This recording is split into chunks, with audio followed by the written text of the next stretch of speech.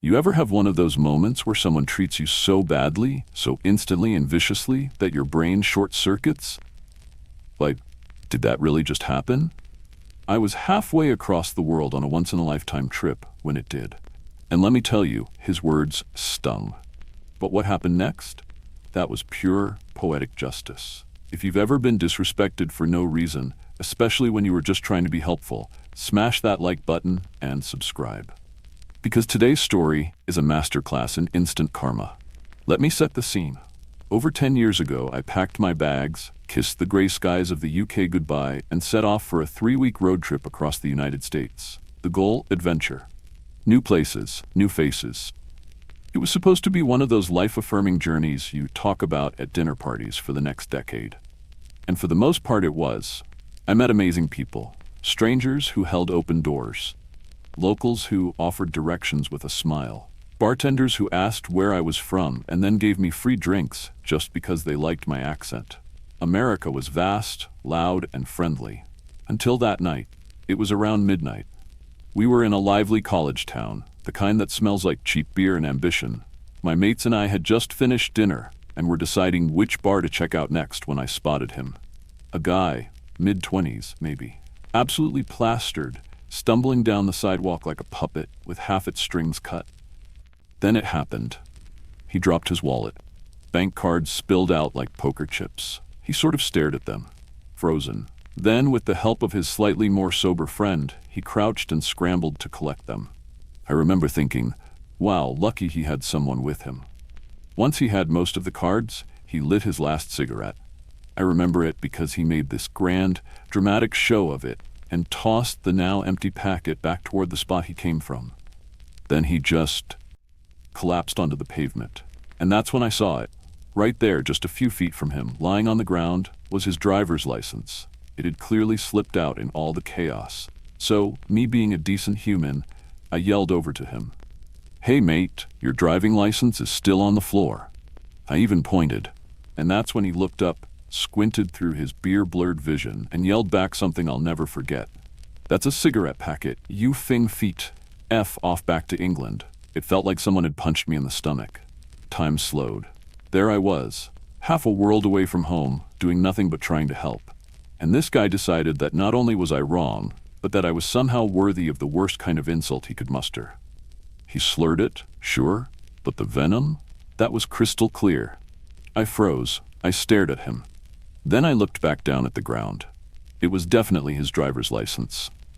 That's when the adrenaline hit.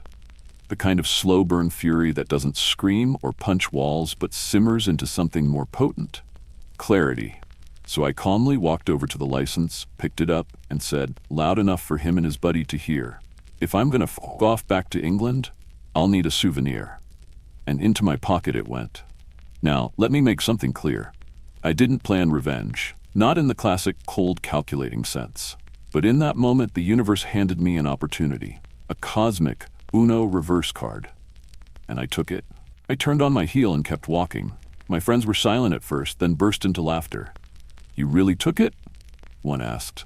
"Damn right I did." 2 minutes later, I saw movement in my peripheral vision. The drunk guy was still on the pavement, face down. But his friend? He was sprinting toward me. I could feel my heart pick up. My hand went to my pocket, felt the thin edge of the plastic card. I had a decision to make. I didn't want to fight. I didn't want drama.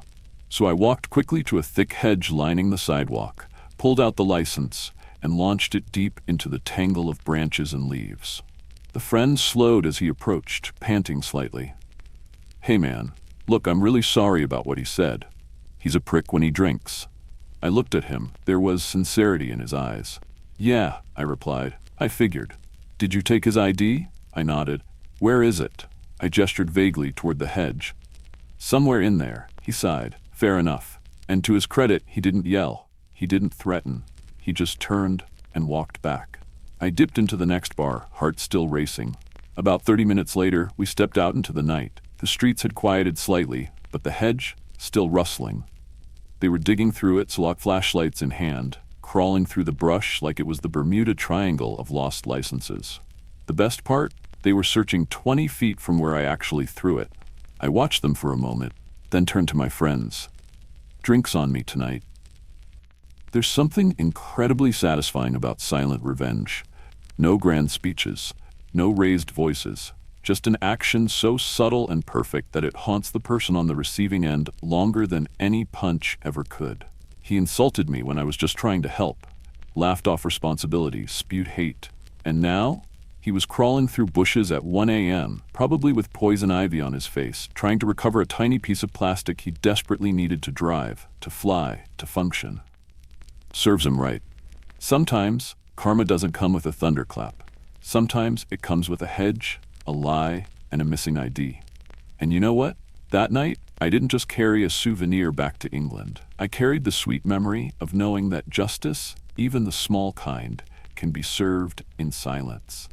If this story gave you even half the satisfaction it gave me, hit that like button and subscribe for more delicious revenge tales. And tell me in the comments, what would you have done if someone screamed at you to go back where you came from? See you in the next story.